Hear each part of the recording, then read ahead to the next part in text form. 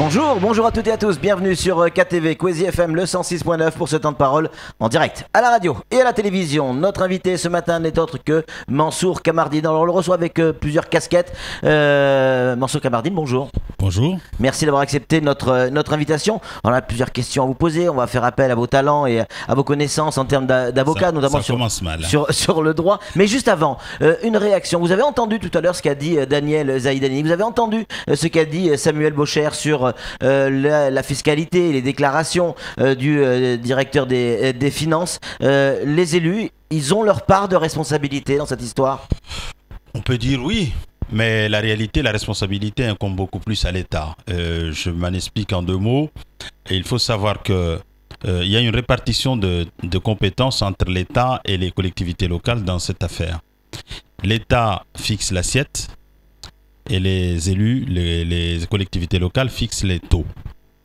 Lorsque l'assiette est fixée à 100, quand on applique le taux à 10, ça fera 10. Et quand on le fixe à 20, ça ne fera que 20. En revanche, lorsque l'assiette est fixée à 1000, qu'on le fixe à 10, ça fait 1000. Et qu'on le fixe à 20, ça fera 20 000 ou 2000. Voilà la réalité. Voilà la réalité des choses. Donc, je ne pense pas que le directeur de finances publiques soit totalement sincère dans son communiqué. Il le fait parce qu'il sait que la pression monte. Et moi, je suis heureux de saluer tous ceux qui ont pris l'initiative de signer cette pétition qu'avait initiée M. Chahboudine, parce qu'il est vrai que c'est insupportable. Là, vous êtes tous d'accord, de toute classe politique confondue, c'est l'unanimité là. Je ne parle pas des autres, je sais que... pour les Républicains en tout cas.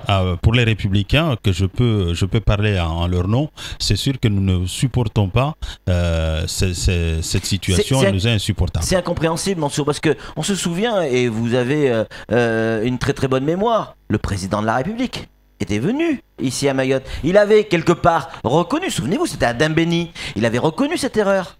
Justement, c'est ce que je suis en train d'expliquer. C'est que le président de la République à Dembéni, dans son discours, réécoutez-le encore, il dit « Oui, il y a une erreur dans la fiscalité, cette ordonnance pose quelques difficultés, nous allons les corriger. » Moi, ma surprise, c'est de constater qu'aucun parlementaire n'ait pris le temps de poser par exemple une question au gouvernement pour savoir pourquoi on ne tire pas les conséquences de cette erreur et qu'on est en train d'asphyxier les Mahorais. Et là, le président Zahidani a raison, je l'ai écouté lui aussi tout à l'heure, quand il dit, eh bien, à Métropole, lorsque s'est posé le problème, notamment pour les personnes âgées, tout de suite on a stoppé la machine et on a même remboursé. Donc oui, nous pouvons imaginer qu'ici aussi, rapidement on arrête tout ça et qu'on rembourse les personnes qui sont en situation de précarité et de difficultés importantes. Voilà, non, ce n'est pas acceptable ce qui se joue ici, d'autant que ça vous là inquiète, aussi, comme la situation vous inquiète la situation est inquiétante. Moi, un jour, je suis passé devant les services fiscaux, je me suis fait cette réflexion à moi-même. J'ai peur qu'un jour, on mette le feu ici parce que c'est insupportable.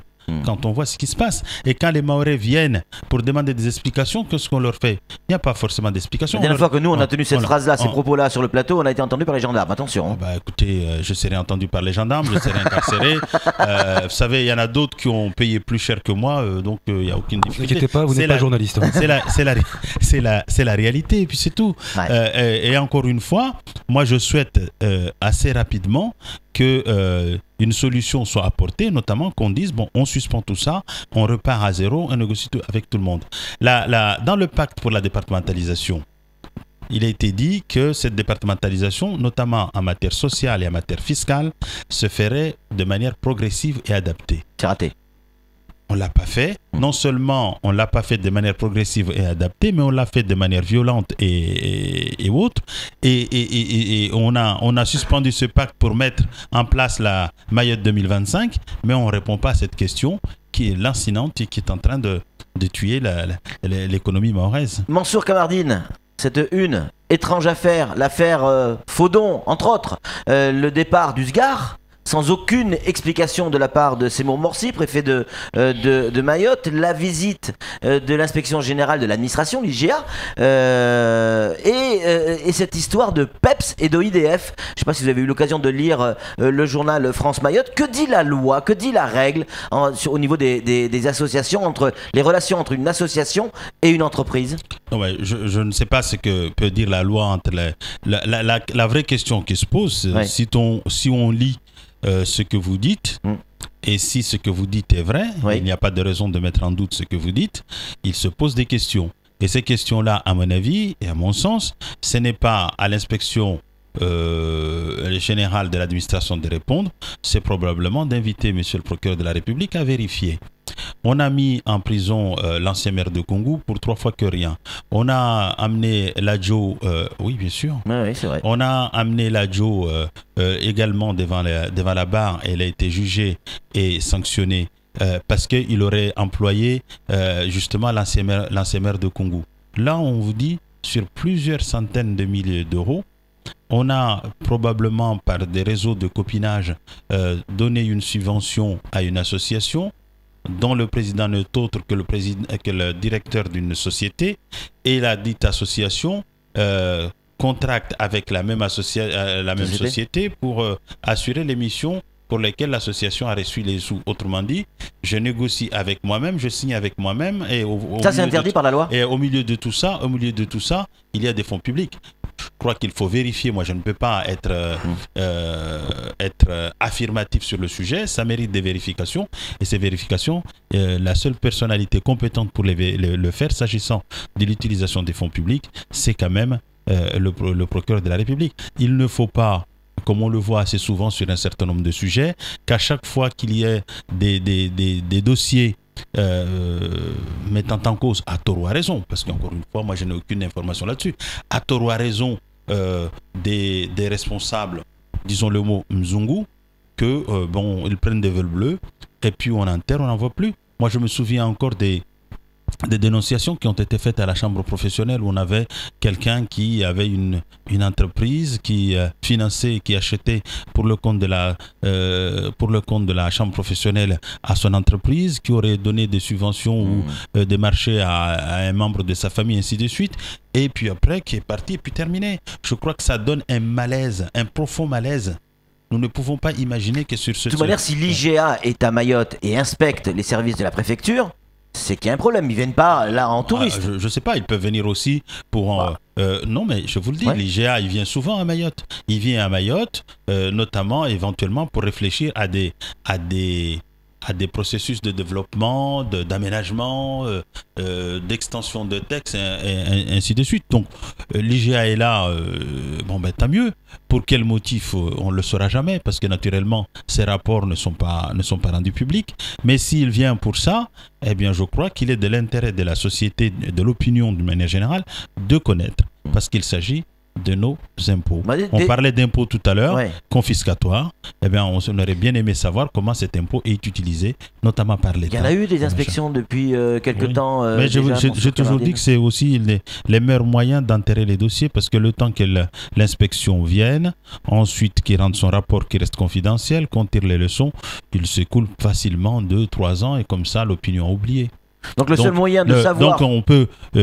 en tout cas, je ne veux pas croire que M. Faudon a été remercié, j'allais dire quasi manu militari, au seul motif qu'il a découvert des choses pas très amènes, ni catholiques ni musulmanes, et qu'on l'a remercié comme ça pour enterrer le dossier, parce qu'il s'agit encore une fois des fonds publics. On ne peut pas reprocher à nos élus, à nos fonctionnaires locaux un certain nombre de dysfonctionnements, et puis quand il s'agit de l'État, d'enterrer le dossier en première classe. Samuel Bocher, le rédacteur en chef de France Mayotte Matin, une question à vous poser, Mansour Kamardine. Bizarrement, dans ce dossier, on parle de Faudon comme une victime, comme une victime, mais ça pourrait peut-être être lui, tout simplement, qui a validé, cautionné peut-être des affaires et des dossiers qui étaient mal ficelés et que ça aurait été découvert et qu'on les remerciait, ou alors même il pourrait être le fusible d'une personne qui lui a dit de faire quelque chose. Alors, moi, je ne sais pas, parce que c'est vous qui parlez de ce dossier, moi je ne le connais pas du tout, je l'ai découvert dans vos colonnes. Mais dans un cas comme dans un autre, la réponse à ces dysfonctionnements, ce n'est pas un vol bleu. La réponse à ce fonctionnement s'appelle Monsieur le procureur de la République. Et le procureur peut se saisir comment ça se passe juridiquement le procureur peut être saisi in rem, c'est-à-dire y compris à travers votre article, s'il est déterminé, il peut se saisir de cette affaire et aller vérifier lui-même. Bon, on imagine mal quand même un procureur de la République se saisir sur une affaire d'un haut fonctionnaire. Sur d'autres cieux, ça s'est produit. Mais bon, est-ce qu'on va dire encore ce mot que je déteste au plus profond de moi, que c'est Mayotte? Une affaire étrange, on parle également de défiscalisation. Alors je ne sais pas si vous y connaissez un petit peu en défiscalisation, mais il y a des règles, Bercy impose des règles, et on pense notamment à ces grues que Idanel a achetées, et elles ne pouvaient se faire qu'avec une opération de défiscalisation, mais ça veut dire que ces grues ne peuvent être pilotées, je parle sous votre contrôle Samuel, ne peuvent être pilotées que par les salariés d'MCG. Or, elle loue les grues avec l'accord de la préfecture par écrit. Là, il y a un gros paradoxe.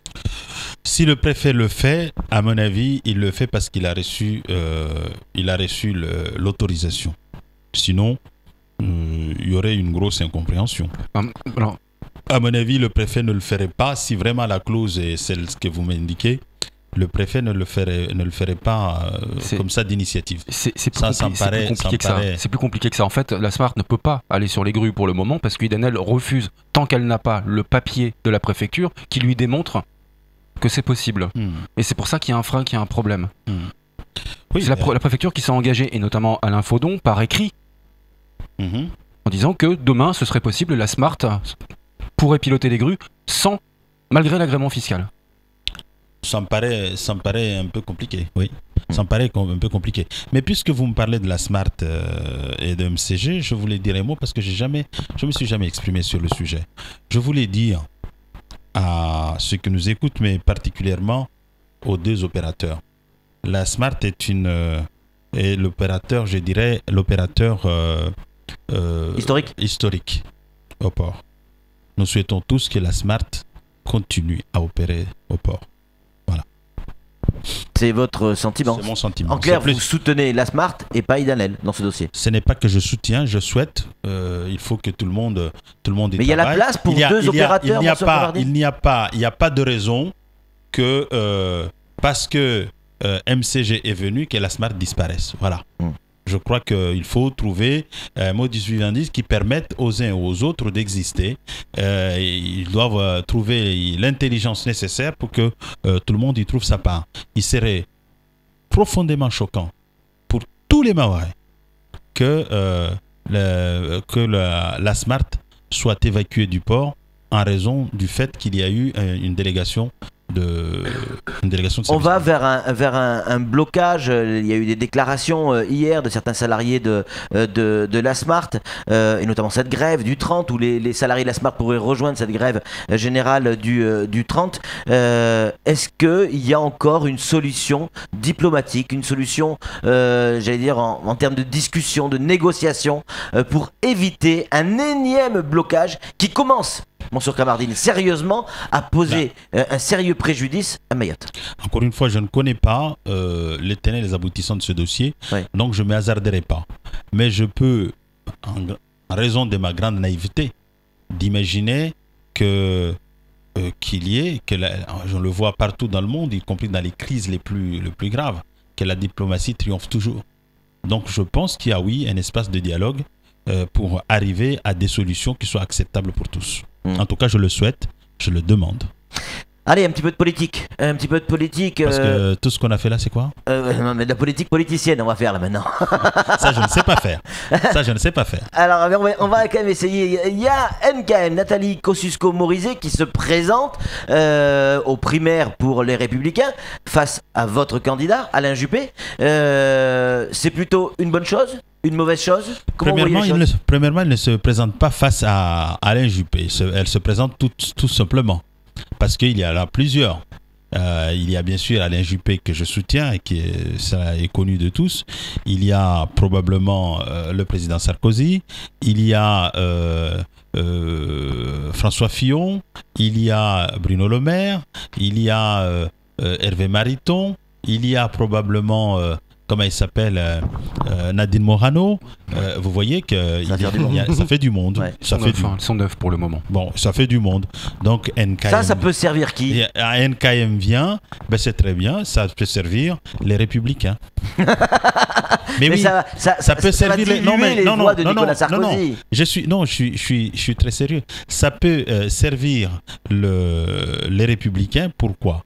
Parce qu'au final, le 27 novembre, au soir, il y aura un candidat, il y aura un vainqueur qui s'appellera le candidat de la droite du centre, qui probablement sera issu des rangs des Républicains. C'est comme ça comment il faut prendre les choses, parce que nous ne pouvons pas imaginer que nous organisions des primaires pour ensuite continuer à nous battre. Moi j'ai réussi non mais d'accord, mais avoir 9 candidats, Mansour Kamardine, ça fait pas peur? D'avoir 2-3 candidats, bon ok, mais là 9 candidats, ça dilue le message, non? Ça permet surtout d'avoir un débat et d'occuper les médias comme l'ont fait les socialistes en 2012 pendant plusieurs semaines, où on parlera que des Républicains. C'est une excellente chose. Et puis ça nourrira aussi la réflexion au sein de cette formation, de façon à permettre qu'on ait un beau projet pour la France demain. C'est dommage, on n'a plus le temps, mais on aurait aimé vous parler de l'Adjo, on aurait aimé vous parler de tous ces petits soucis qu'il y a. Ça sera pour une prochaine fois, Mansour Kamardine. C'est tout pour ce temps de parole. Tout de suite, la suite de nos programmes.